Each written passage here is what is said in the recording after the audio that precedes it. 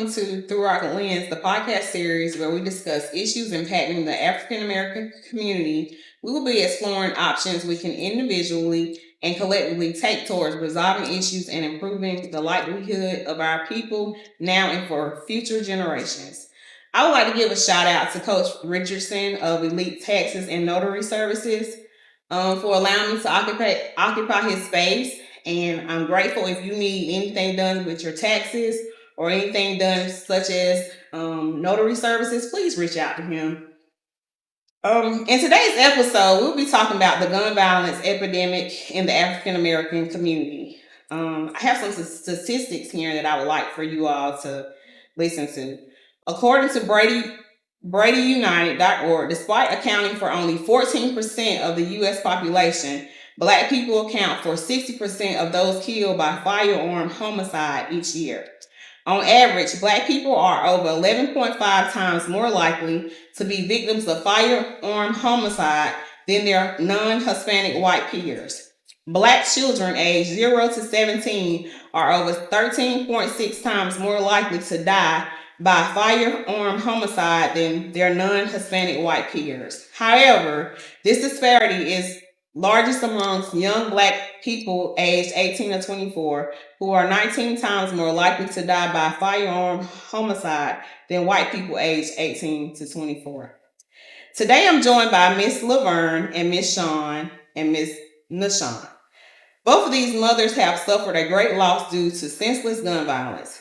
They will be sharing their thoughts and experiences. Welcome to Through Our Lens podcast. I greatly appreciate you both coming to my platform and sharing your stories. So I'm going to start off with Miss Shropshire. Could you tell me about how Naquavis and Mandrell were growing up? Naquavis and Mandrell were grown up, disciplined, who I believe in discipline. I kept them in church.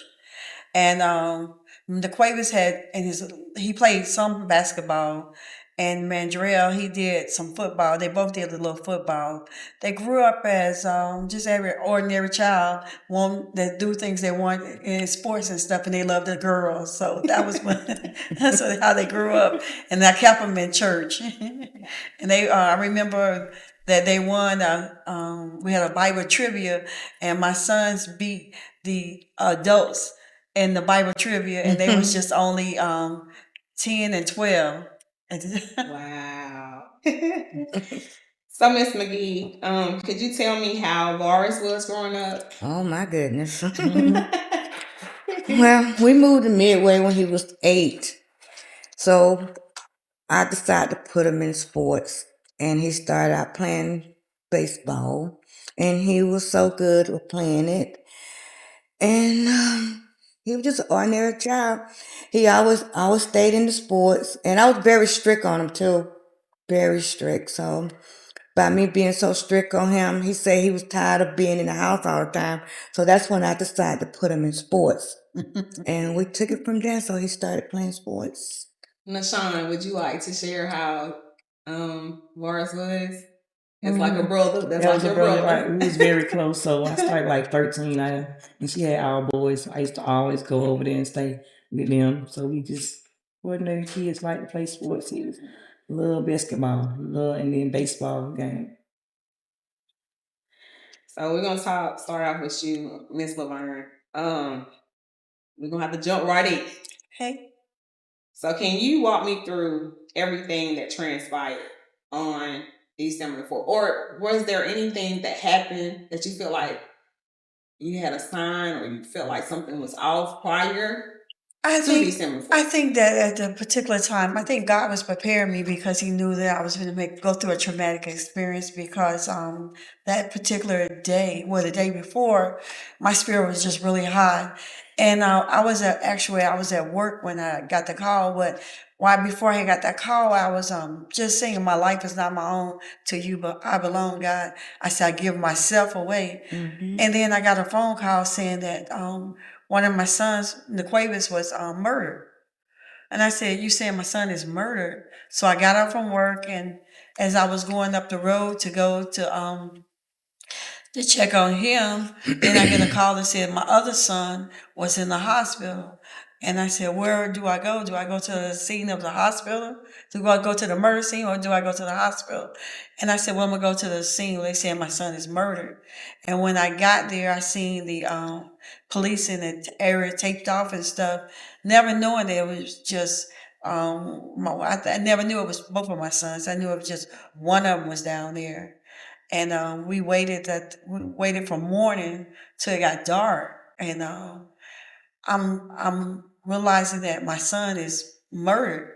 And when we got there, it was a church right by the crime scene. Mm-hmm. And the pastor came and opened the door. And when I came into the church, I went to the altar and I had to say, God, they telling me that my son is murdered, but had no confirmation.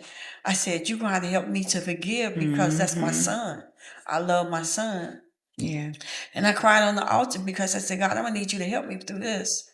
And when we stayed there, and it was dark when I got when they finally came to me and told me that they said one Aquavius Benson, one Jarvis Mandrell Benson are deceased.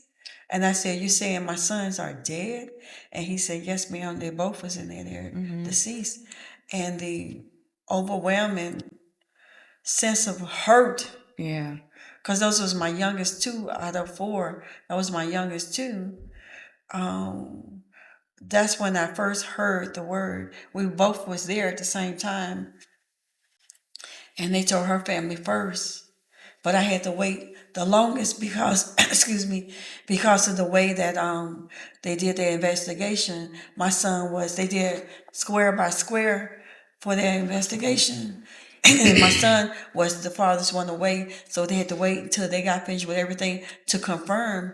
And both of my sons had my name across their necks. And I said, just tell me it's my son. And they told me I had to wait.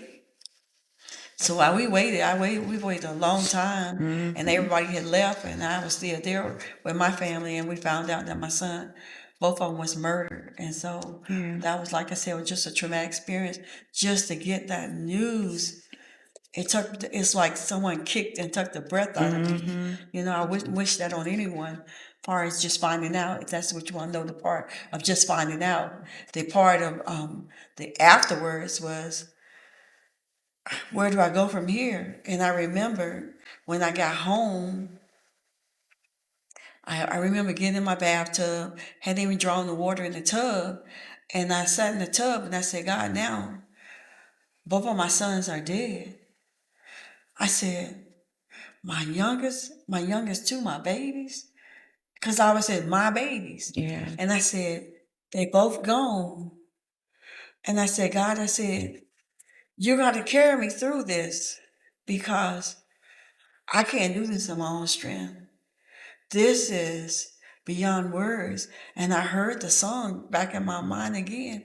I give myself away. My life is not my own. To you I belong. And he carried me through it. He carried me through the hurt, and I wanted to say that when I was going through it, the very day I got home to find out my sons was dead, one of one of the ones who killed my sons, he came to my house. He came to my house. He came to my house that same night, the very same night, and he hugged me. And he told me that we was gonna find out who did this to him, and he gave me $1,000. And he said to help to bury them. He came to my house and he called me every day for a while, for I think the first 3 days. And my relationship with God is so that I heard the Holy Spirit say, don't say anything else no more. But I told my godmother that night when I found out, I said, I feel like Judas just kissed me, but I don't know because so many people was in the room, everybody was hugging me. I said, but I felt Judas had kissed me. And she said, what? I said, yeah. And then to find out later, it was like before the detectives told me that who he was who did this to my sons, the Holy Spirit told me. He told me maybe a couple hours before it happened, he said, I want you to pray for his mother. And I said, huh? And then he told me his name, the guy's name. and he said, pray for his mother. And I began to pray because I said she already had a son that was dead from being murdered. She already had a son that was in prison for murder. And then this is her last son. And I said, and he's accused of killing my son. And I prayed for her. And then right after that, the police called me and told me they arrested him and the other young man for murder. So the Holy Spirit revealed it to you. He revealed it to me all the time. I want to know, but there's certain things because of my belief and my faith. Yeah. Even when I found out, I stood in front at the church that where we was at. When I found out, I said, I released my Holy Ghost bloodhounds to tell me, because they said all kinds of stories we would never find out. I said, no, I released these Holy Ghost bloodhounds to tell me, to retrieve and find whoever killed my sons. They're going to give an account to what they did to my sons. I stood on that, and I meant that, So that's where I was in that. And then as far as with the process, it was so many people around me all the time. But I knew Judas had kissed me. I felt it. It was like I knew that Judas had kissed me. And when going through the process of it, God carried me. The only way I can say I went through this process was the strength of God. I relied on Him.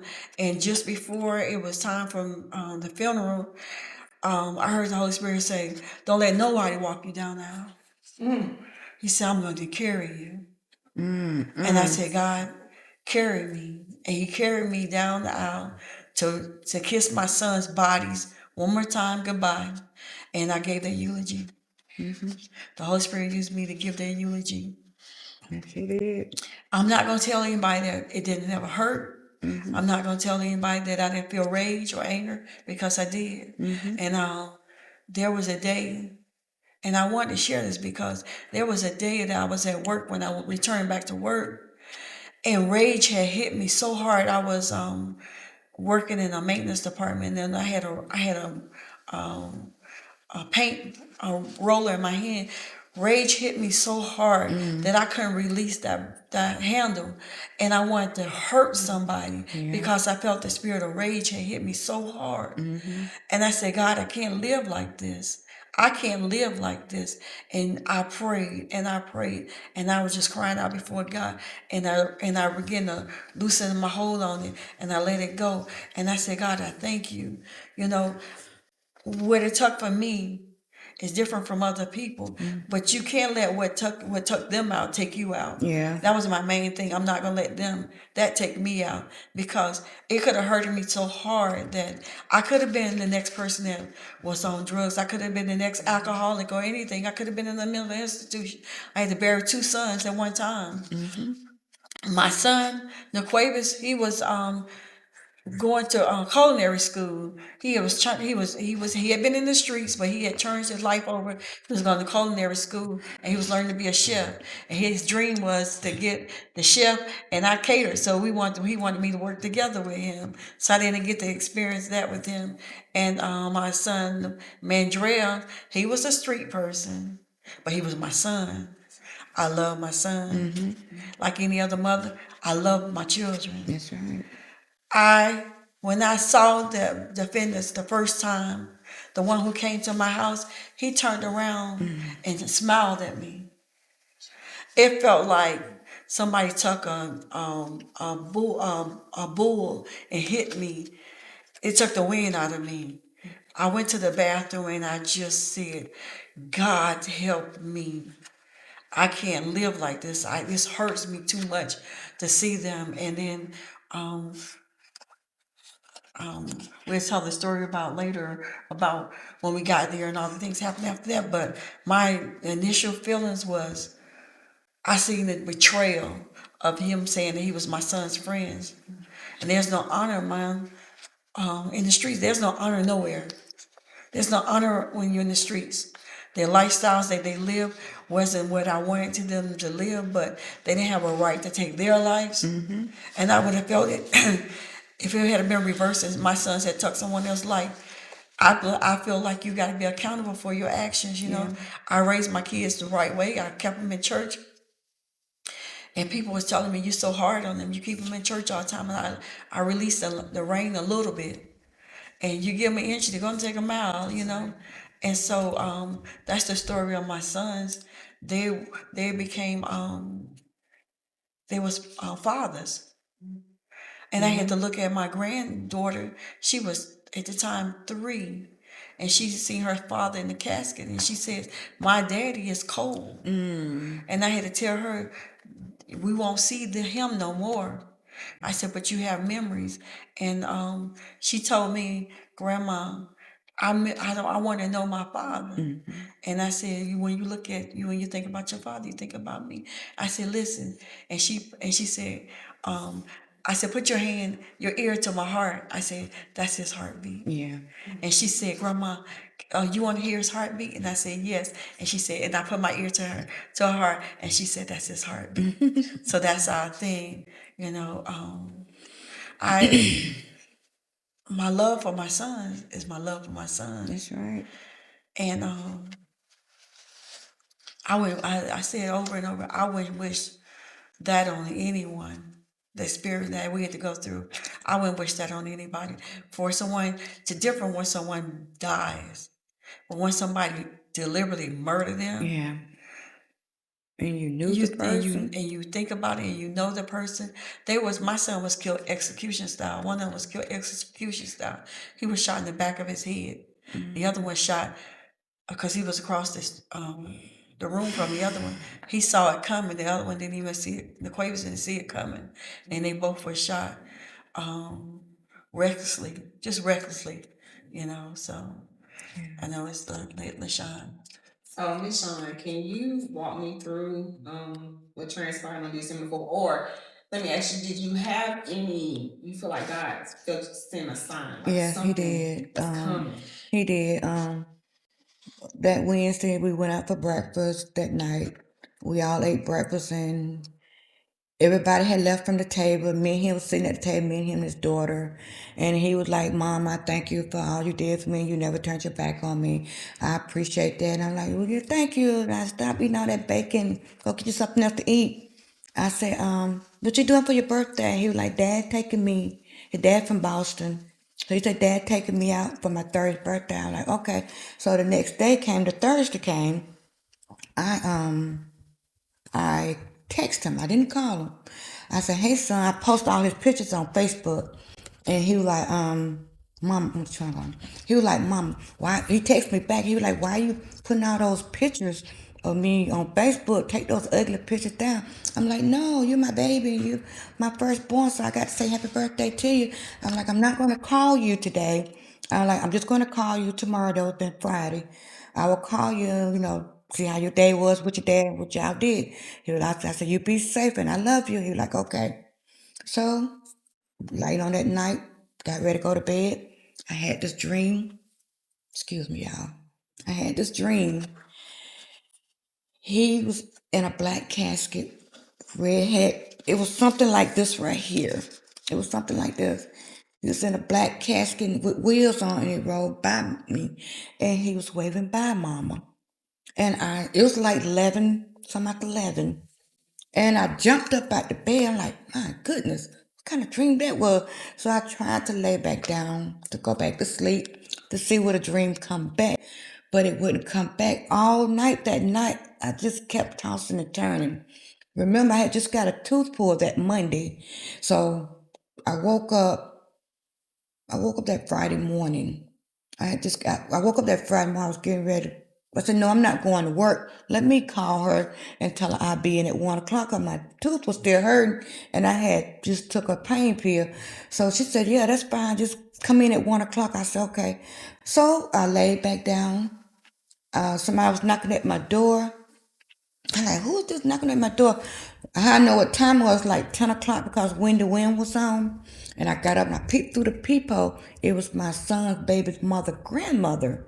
And she had hair rollers in her hair. She never came to my house. She had hair rollers in and night clothes on. So I opened the door. She like, "Sean," she said, "3 people got shot. Varus was one." And I'm like, "Huh?" I'm like, "This is a dream." She said, "No." She said, "3 people got shot. Varus was one. We on our way to Charlotte." I'm like, "Okay." I just went in there, didn't take no bath, and then just throwed my sweatpants on, t-shirt, took my scarf off. I got in the car. I seen his baby mama was buku crying. I'm like, what's going on? What's going on? So I tried to call my son's phone. I called his dad's phone. I didn't get no answer. And I just felt it. I'm like, he's gone. I know he's gone. I felt it. I felt it that night when he was telling me bye and that road by. So when we got there, I seen his dad. We got it like it took us forever to get to Charlotte because the grandmother had to go home and change clothes and get ready. So we got back in the car. We had to go to Charlotte. I kept trying to call. Now his dad wasn't calling me. He kept calling the baby's mama's mother, but he wouldn't call me. And I'm like, what Chris say? What did Chris say? She said nothing. I guess she didn't want to tell me. And I just felt it in my heart. I'm like, he's gone. I know he's gone. I felt it. So when we got to Charlotte, we got to the swing where it was at. I seen people out there. I ran over there to his dad, and he was crying and stuff. I like, I'm about to go over to the house until they let me in. He was like, Sean, they not gonna let you in. I'm like, Chris, he's gone. He like, don't say it. I'm like, Chris, I felt that he gone. I knew he was gone. And then, so like she said, they put us in the church. They put us in different rooms. And when that preacher came up with the police officer and all of them, I already knew it. I already knew they was gonna say he got. Cause they were like, describe your son what he got. And I was like, tell him what tattoos he had. And when they told me that, it's like all I could see was white. And I just passed out. I just passed out. And it was tough. The toughest part was I had to go tell my mom because my mom helped me raise him. And she was so hurt over it. She couldn't even believe it either. And I don't wish that on nobody. That's a bad experience. And it did put me in a real bad deep depression. Real bad. And I couldn't handle it. I shut everybody out. I didn't want to talk to nobody. I didn't want to be around nobody. She would call me, text me. You got to get out. You got to do something. You're going to let yourself go down. This is not what virus wants you to do. I'm like, they took my son, the person that knew of, and he relate. The guy that took my son is related to me. Our grandparents, our great grandparents were sisters. And I couldn't believe it. I couldn't believe it. It was hard. It was very hard. And there was so much things to happen after my son. Like I lost my grandkids. They stopped speaking to me. I have no communication with them.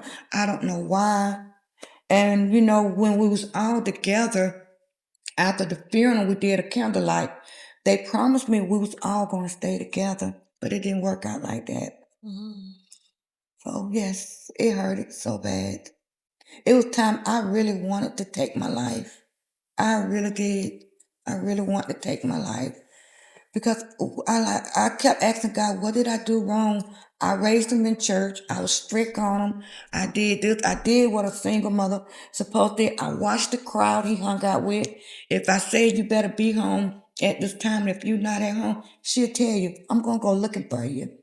And everybody in that neighborhood knew if my kids ain't home when I tell them to come home, I'm going looking for you.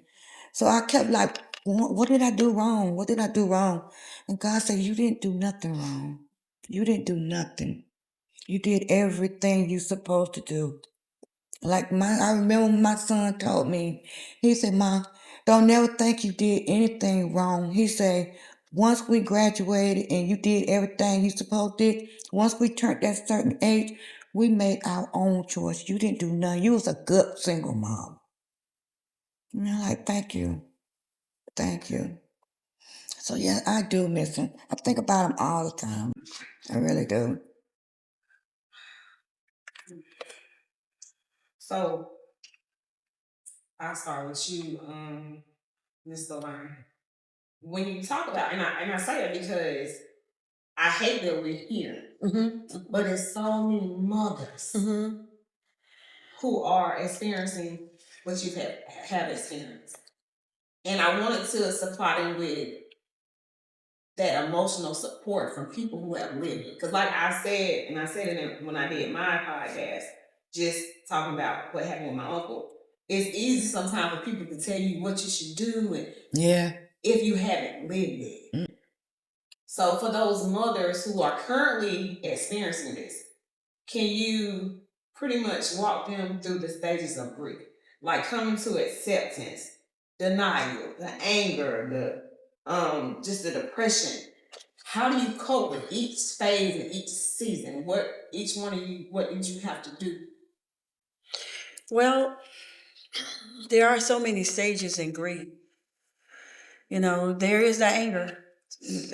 First is the shock of it. That's the main, the shock of it. The, that somebody deliberately took their lives. That was the shock of it. And then coming to terms with that was a job by itself. And then the after effects of it, you know, that part of your soul is gone. Yeah. It's just, it got torn out of you, and you got to pick up the pieces. And picking up the pieces is not easy, you know? You got all these memories overwhelming you, the hurt, the disappointment, the anger, you know, those different emotions came. You know, I tell people that the way I handle it may be different from the way you handle it, but you do what you can, but don't let grief destroy you. You gotta, if you're a praying person, pray. Seek help. If you need to talk to a counselor, seek help, because you're not in this thing alone. And I think one of the things that helped me was when it first happened, I went to the homicide support group, and I heard them telling their stories about what happened to, because you got to go in and you got to say, my name is Laverne Swabshire, my son, Naquavis Benson, and my son, Jarvis Mandrell Benson. They're deceased. They was 26 and 28. And then they told their stories. And I heard so much pain from those women. And some wanted revenge. Yeah. Because you feel like you want the revenge. You know, at first I wanted them, they took mine. I wanted theirs to be gone. But I was like, I wouldn't want nobody else to go through this, what I'm going through. But, you know, that revenge, that anger can destroy you if you let it. Because it's like a seed, like you plant a watermelon seed. You not plant a watermelon seed, and one day it's gonna grow up to be a full watermelon. You plant anger, let it grow by nurturing it and resentment and all those things that grow, and it's hindering you, not them. You gotta learn to live beyond the pain, live beyond the hurt. Don't I always my thing was the whole time. It took them out. I'm not gonna let it take me out too. Yeah. Yes, they did their thing, but I can't let this take me out too. And I heard a young older lady told me one time, she said, baby, listen to me and listen to me good. She said, this little thing right here I call your ticker. She said, you gotta guard your heart, because people do stuff whether you want them to or not. And they can hurt your heart and you be gone and they still be doing the same stuff. And I said, yes, ma'am. And that came back to me. You know, I had a great support team because, first of all, I'm an intercessor. So I knew how to pray. I knew how to rely on God. But with me, I've been saved all my life. And I went out in and out, but I never saw God do just what he said was going to do. He said, I got you. And he carried me through that. He carried me through that. That's nothing in Laverne. So when I help other young ladies, it's nothing in me. It's just, I knew what brought me through was him. He was my strength. The Bible says he was my refuge and my very present help in a time of trouble. I found refuge in God. He counseled me. There were times when I would wake up and I said, I can't do this. I can't do this. And I would feel his presence hold me. Just hold me. Yeah. And say, I got you. And cover me. You know, some people deal with grief by drinking. Yeah. It's not going to solve the problem. It's not going to take away. It's not going to, you just for a temporary fix. That's a temporary fix. I need a permanent fix. Yeah. You know, some people go to drugs. The high is going to last a while, but I need a permanent fix. So I ran to the thing that was permanent for me was my relationship with God, you know. So that was how I dealt with it. You know, I listened to other stories of the people when they went through. One lady said, I wanted his family to die. I wanted his children to die, his dog to die. I wanted everybody in the family to die. And I was like, I can't do that. I just can't. I can't do that. I can't live like that. I can't live like that. I had to forgive, not because I wanted to, because I wanted to live. That's right. I agree with So you. stepping out in that, and when the very first time I saw the defendant that I knew, I was in a comfortable setting for homecoming where they had all the classes came together. And when I turned around, he was right there. I heard he was. I heard So he I was. saw him out of jail. I saw him. Yeah. And I looked, and my eyes froze for a second. And I said, I'm not going to relive what happened in 2015. I didn't say anything to him. And he left. He left. I knew he left.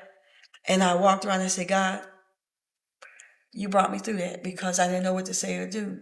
I'm not going to say that I said I forgave him, but emotions came. Yeah. I'm real. I'm human. Emotions came.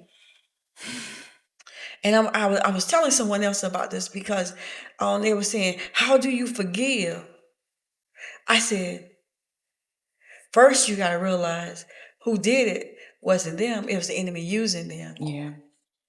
So that was my first thing. I had to get it in me. It didn't happen overnight. I had to realize, yeah, I've been persuaded to do stuff as a young person, you know, and I made my stupid decisions, but I had to suffer the consequences for it. That person who did that to my sons, whether they premeditated or just did it, they did it. But I got to forgive. I know that wasn't of God for them that to happen to my sons. I know that. So I had to look at it as the enemy used them to do what they did, but I still feel what I feel. So it was a process. It was me running to God, saying, God, help me to forgive, until I got totally free within me. But the guy who did that to me, his niece was at a school I was working at. And I wanted to be mad at her and her family and everybody. I wanted to be so angry. And she looked at me, she said, with loving eyes, she said, hey, Aunt Laverne, I love you. And she embraced me. And when she embraced me, my walls came down. And I was like, God, I can't hate her because of what happened to my son. And I embraced her. And I don't know, to me, it felt like when she embraced me, it was like I was getting a peace. This thing is over with. You know, when I see my grandchildren, I always remind them that I don't remind them about their dad's murder. I tell them about the positive parts of their dad. Yeah. I always tell myself the positive parts of their life. I don't rehearse that in my mind every year. Every year, December the 3rd was December the 4th when we found out, but December 3rd is when they was murdered. Yeah. So in my mindset, I don't rehearse that in my mindset because I'll be planting another seed and I'll be watering it with my thoughts. And it became so big that I wouldn't be able to go on. So I don't rehearse it in my mind. So I even had to tell myself, I had to stop doing memorials every time.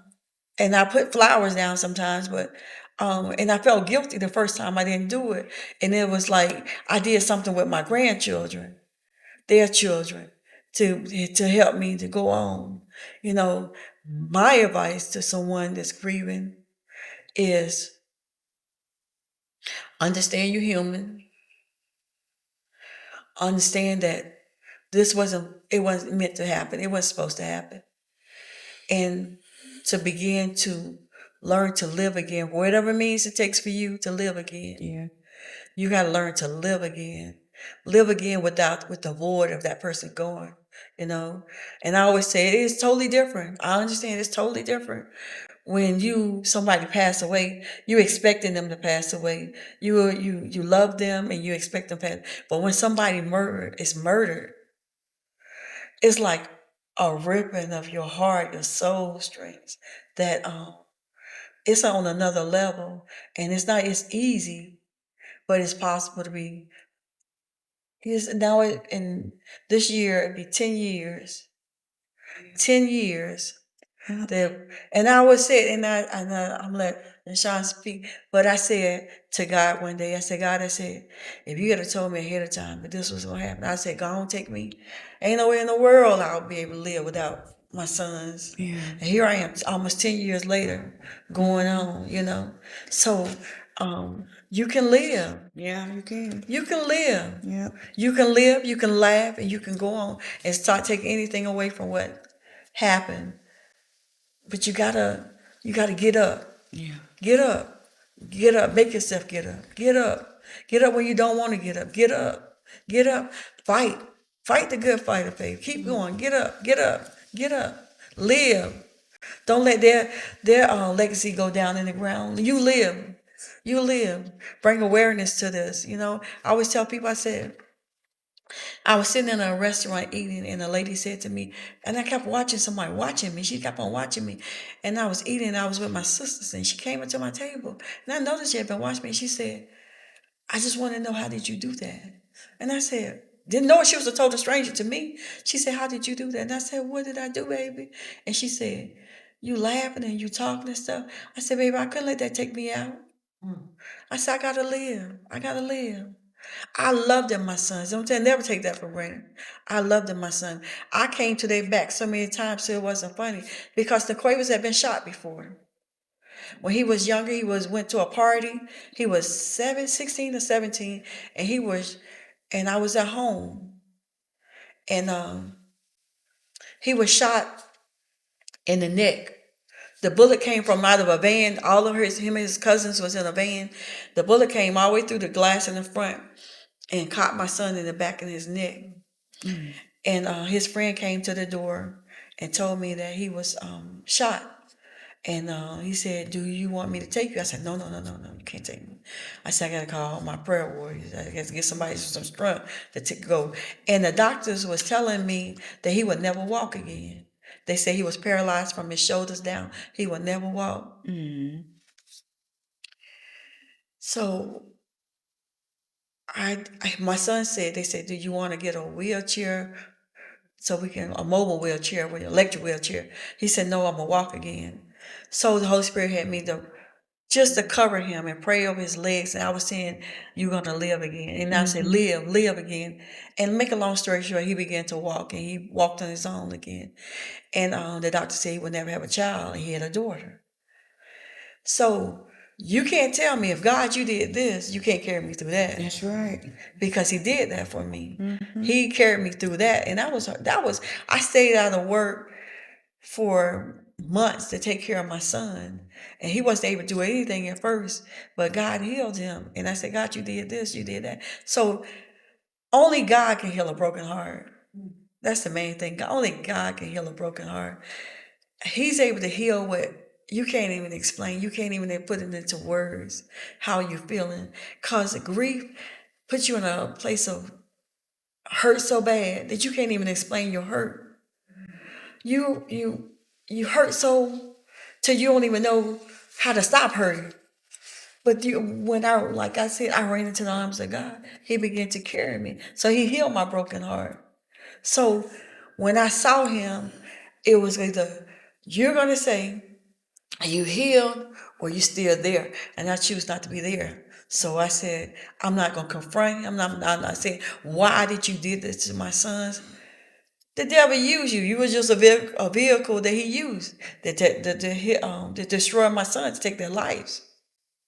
So that's where I'm at in my life with this situation, No, I haven't saw them anymore.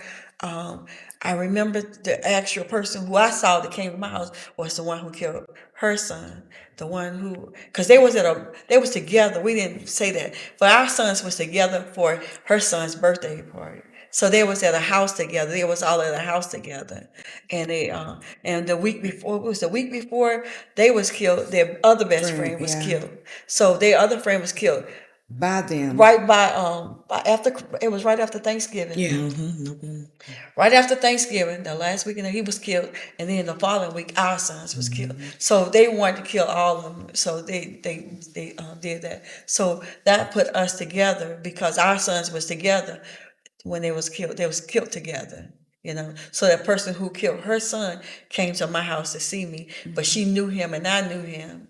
The other young guy who actually took the trigger and killed my sons, I didn't know him, but his mother, when I said I was at work when I found out about my son was shot, his mother, the guy whose son killed mine, she worked it with me. So I had to see her. And when I found that, somebody said, that's his mother right there. His mother. And so she was avoiding me, but we worked near each other all the time. So I went to her one day and I said, I know you're avoiding me. And I said, but you didn't do this to me, your son did. I said, I'm not angry at you. I'm angry about what your son did to my son. And she cried to me and she said, She reached out to me too. but she said something that hit me kind of wrong. She said, my children want to see him. They want him to get out of jail. So you see, will you help to get him let him get out? And I said, baby, rage wanted to hit, but I said, listen, you asking me, and I'm just getting over the fact that my sons was murdered. To tell you about your sons and your grandchildren. Well, I got to tell my grandchildren, they can't see their fathers anymore. I said, so if I'm not where you need me to be, I'm sorry. But I did love my sons. I say, now put yourself in my place. If it was reversed around, would you want my sons to be out? Would you want my sons to doing that? And I said, I don't think so. But when they got out of the situation, and we'll tell later that our sons, the guys who killed our sons, got released because the key eyewitness got killed in an accident. So they got to walk away from murder to just doing those 3 years that they did while we was waiting for the church. We was getting ready to go to court. So I did tell that lady, I said, you got to tell your son that I'm going to have to forgive him for going with life. I said, when I pray that his life change, I said, because I know whatsoever man sow, he going to reap eventually. You're going to see this again, you know. And I said, one of the persons who criticized our kids, my son was executed style shot in the back of his head. And the same person who talked so much noise about that, if you just be still and wait on God, she was killed, shot in the back of her head. So, the one that brought them up there. That drove them in. She was killed and shot in the back of her head. Some other people said some stuff, and I saw other things happen to them in their lives. You know? I have to. Yeah, so I just believe that if I just do my part, Yeah. and I go by day by day, and that's a process to go by day by day. You look at the pictures, you see, you got all these memories and stuff that goes through your head. You know, you got to separate that and look at the good of it about them when they would live. I had 26 and 28 years with my sons. Then I look at a mother who has a stillborn. She never even got to experience that, you know.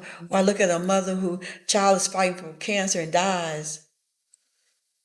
You know, so grief is that. It's just grief. You hurting. Yeah. And only God can heal a broken heart. Our words, I can touch a part of you, but there's a part of you that's in that God, the Creator, knows everything about you. So instead of running to people, I ran to the Creator, and the Creator healed me because I ran to Him. You know, so that's my take on that grieving process. But yes, I did feel anger. I did feel rage. I felt like I wanted to be like Gunsmoke and go and shoot up the town. I felt all those things, but did I act on it? No, I didn't. And that's what I think that now I know I'm going on a little bit, but I look at it now and I look at so many young ladies, you know, I believe that, no, I was at that particular time when my sons was killed, me and my husband was separated, so I was raising them by myself, and I got overwhelmed with raising them by myself, so I had to work, so I had to let my sons live and do things that they do. Yeah, I didn't agree with everything they did in their life, you know, and I said, And people got offended and said, but I said, if you live by the sword, you're going to die by the sword. That's what the scriptures say. I can't find. So I have to accept the consequences of people's lives, their decisions. I'm not going to say my sons was never, my sons had guns. My sons lived life that I didn't like. Some people said one of my sons, they called him a soldier. That was his nickname, soldier. He was in the streets. But I always saw that soft side of him. Because he always respected me as mom, and he was my baby. So, I'm not here to say that I was the perfect mom, because I wasn't. I was a young mom when I had them. I had my first son when I was 17 years old. And so before I got 25, I had all four of my sons, So I'm not going to say anything like, I think that in life with young men, I think that there's so many young mothers that's living and they so caught up with living, they're not raising. And I think that there's not enough of men who want to reach one and teach one. That's right. And I think that we need to change this pattern because the streets are raising these young boys. Yes, it is. And they thinking that they seeing all this stuff on TVs and games about all this violence, guns and guns and guns. And they're not seeing the end of the results. It's just like the enemy saying that do it, do it, do it. And they do this. And then they go and get behind bars and they crying, Mom, Mom, Mom, come help me. But that was the consequences of your decision. And I'm like, because I'm a talker, but I remember a story that might help someone. I remember a guy said to me, he said he had a friend who got up out of his bed to help a friend. And he said, take him to the store. And when he took him to the store, the guy robbed the store. And he was arrested for robbing the store. Yeah. And when he got to prison, he couldn't take it. He died. He committed suicide in the prison. He died in the prison. And the person who told him to take him to the store, he's back walking the streets. It's your choices that you're making. It's the choices, the lifestyle that you're making. But I really believe that we got to change this thing. Yes. It's got to be a change. We got to open up your eyes and see, when my sons did stuff, I did not justify them. And this is off a little bit, but it's showing how you got to make conscious decisions. My baby had got into some trouble one time. He's like, Mom, won't you send me to DC to be with my family up there? But the police was looking for you down here. I said, I'm not going to teach you to run.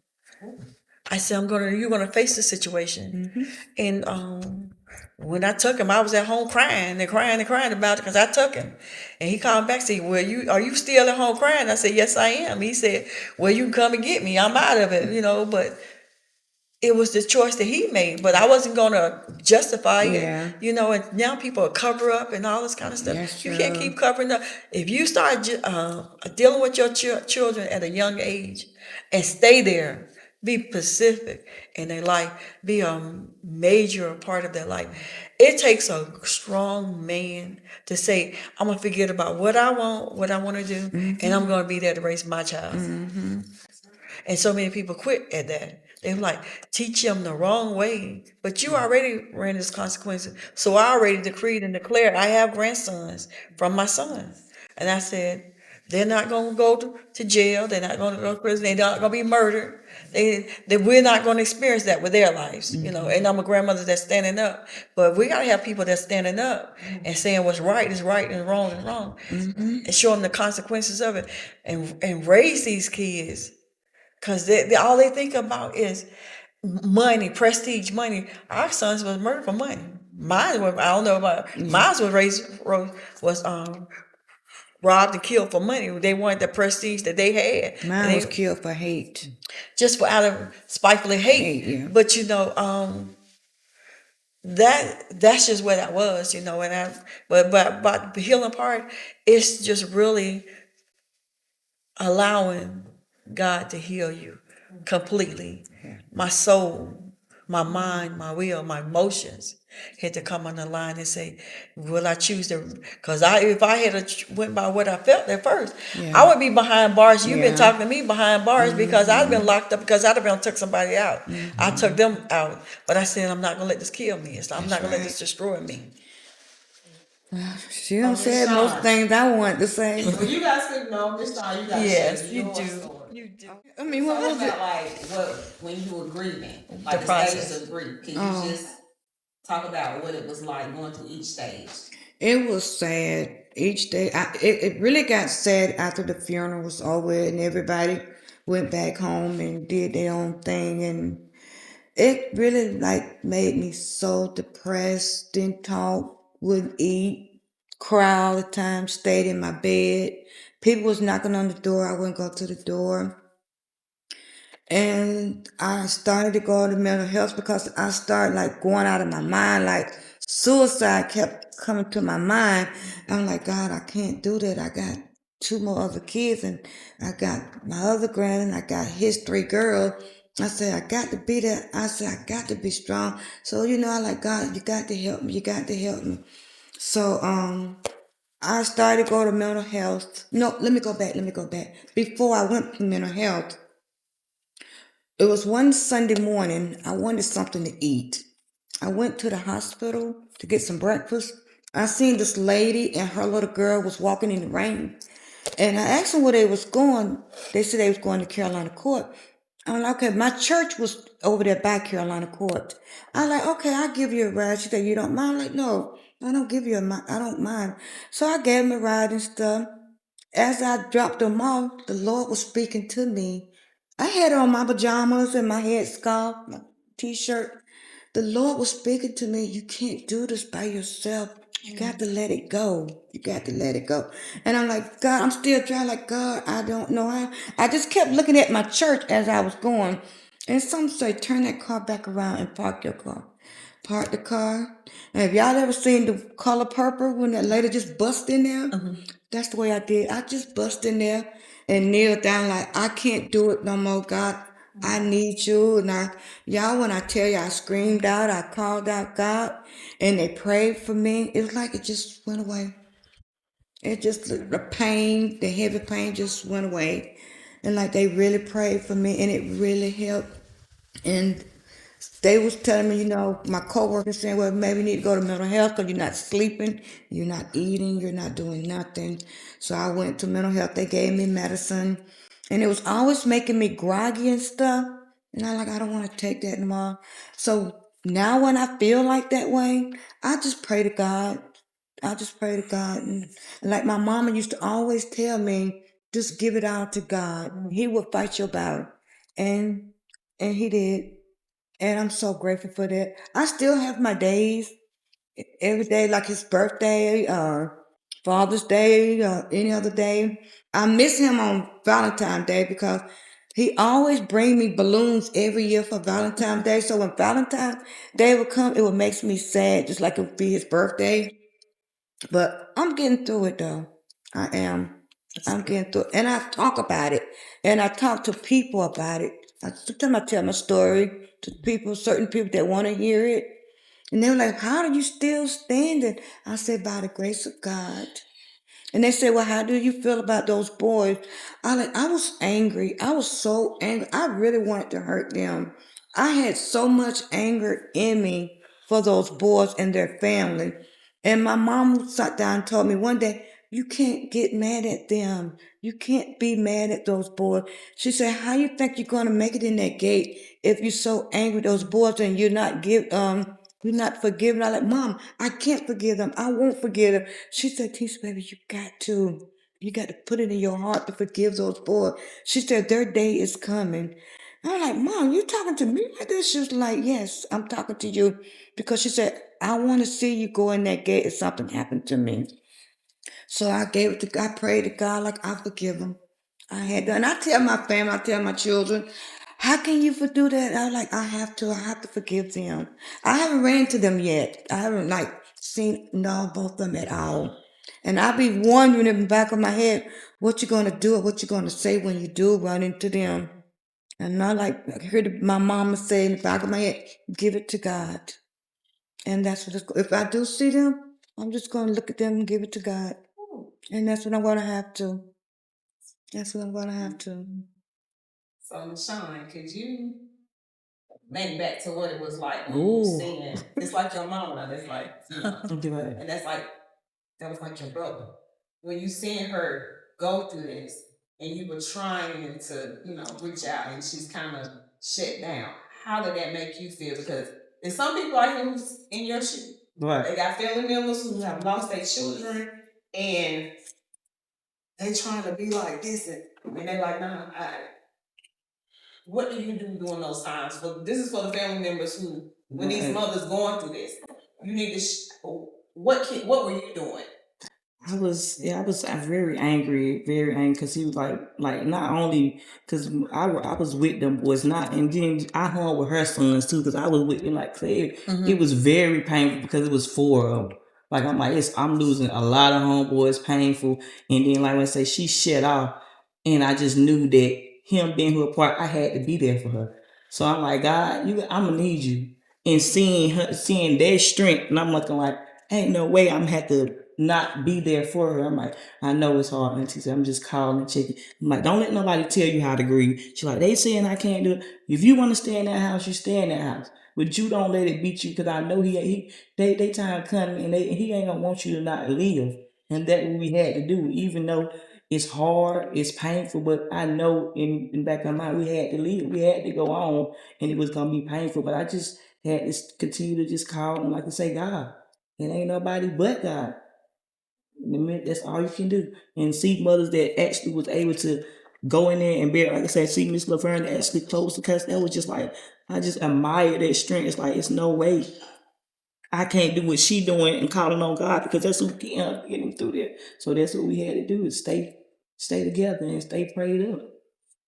And it's still like I said, I thank God because this was a healing moment for me because I've been hard trying to how to get through this. Like, it's painful. Yeah. Each and every day because it's like that was just like a void. They was real close. So close. Like I was so angry. Like I really got in a lot of trouble. Like I went for their family. Like I fought their sisters and everything.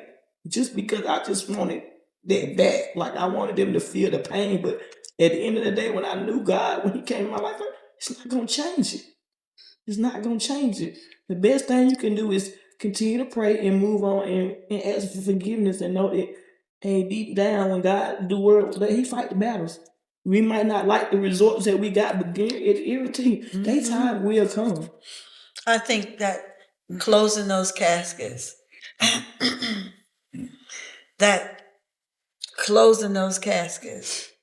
was a very traumatic experience, Yeah. I remember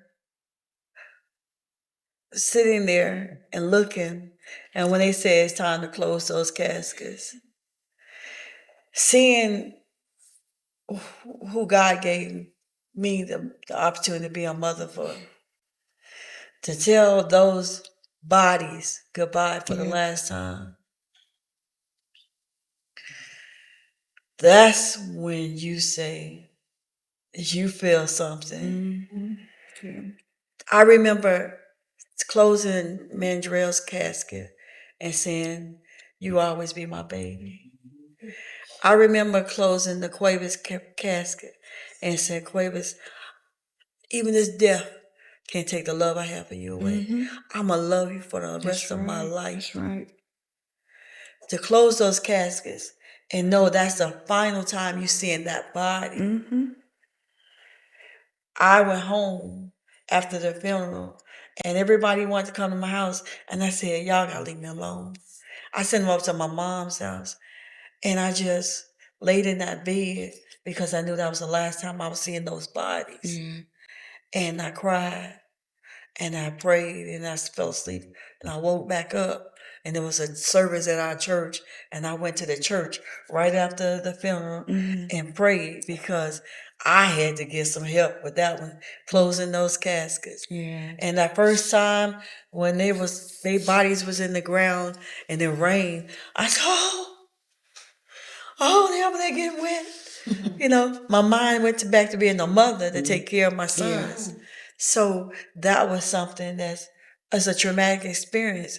But it's okay to grieve like that. It's okay to feel those emotions. I know. Because those emotions come back. Yeah, I know. At the funeral, they had closed my son's casket, and I'm just sitting there. All of a sudden, I seen his face just popped up above his casket. He was like, "Ma, I'm all right." And I got up and I just started shouting like, "He's gonna be all right. I'm gonna be all right." And when I tell you, people in the funeral home were just like shouting, praising God. It was amazing. It was beautiful. It was like his picture just popped up like, "Mama, I'm all right. I'm gonna be all right, and you is too." But And that's a good thing. I'm not taking that reassurance when you saw him.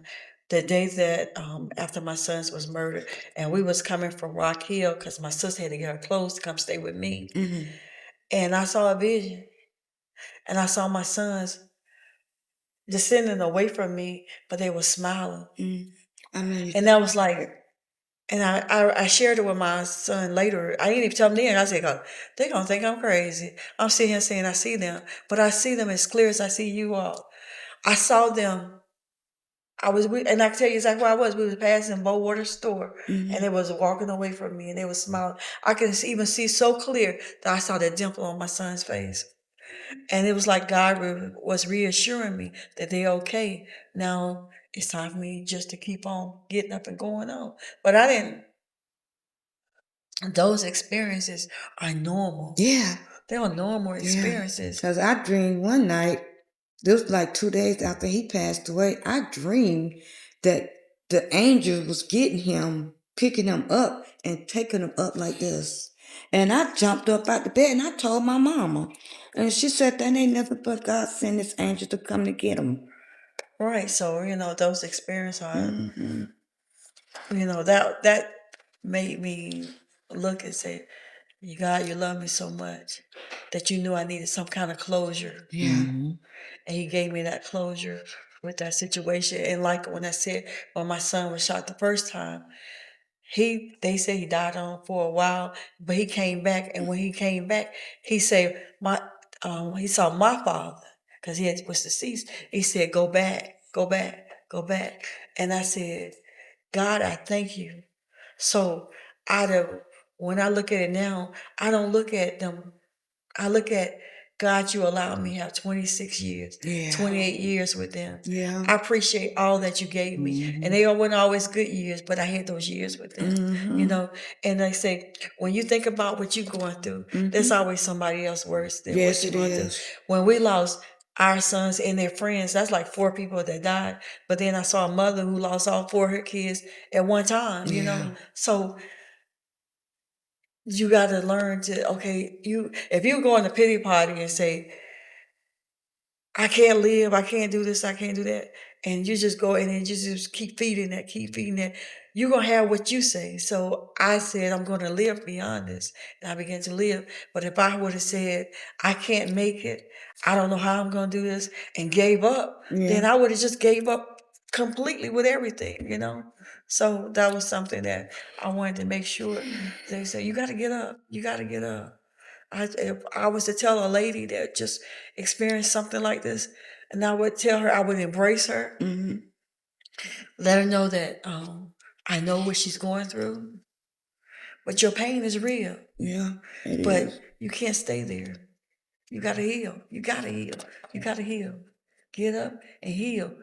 Whether it be a long process or a slow process. That's right. But keep getting up. Keep getting up. If it's just you got one day for an hour, the next day you get 2 hours, but you keep getting up, you keep going on. Hold your head up. It wasn't this and that. It is how would you say you gotta live. You gotta live. Don't let that destroy you. Just don't let it destroy you. Make up your mind. I'm gonna live. It's true. Yeah. Now this is what pain with a purpose look like. This is what pain with a purpose look like. And I just want to tell you, thank you. Thank you for being able to share your story. Mm-hmm. Thank you for not just thinking about yourself and thinking about other people who might need to hear this. And I'm so inspired. I'm so inspired. It makes me, when I think about things I've been through, like you say, it's always somebody out there who going through more. Yeah. And when I look at you, like, see, I know society be like the baddies and this is what women with a purpose and queens look like to me. Mm-hmm. These look like women of God. Yeah. And they're not just talking about it, they're life speaking. Mm-hmm. And I'm grateful for y'all coming and embarking on this journey with me. Y'all continue to pray for me because it's heavy. Yes. It's heavy, but God has me on assignment, and I'm always grateful that He's sending me people. Sending me people who can share this with our community, because our community is hurting. Yes, it is. Bad. It's sad that I have to get mothers here to share their story. Yes. For the mothers who going through it now, and for other mothers who at some point might experience this. It's sad, but this is where we are. And I'm grateful, and I just want to tell you, thank you.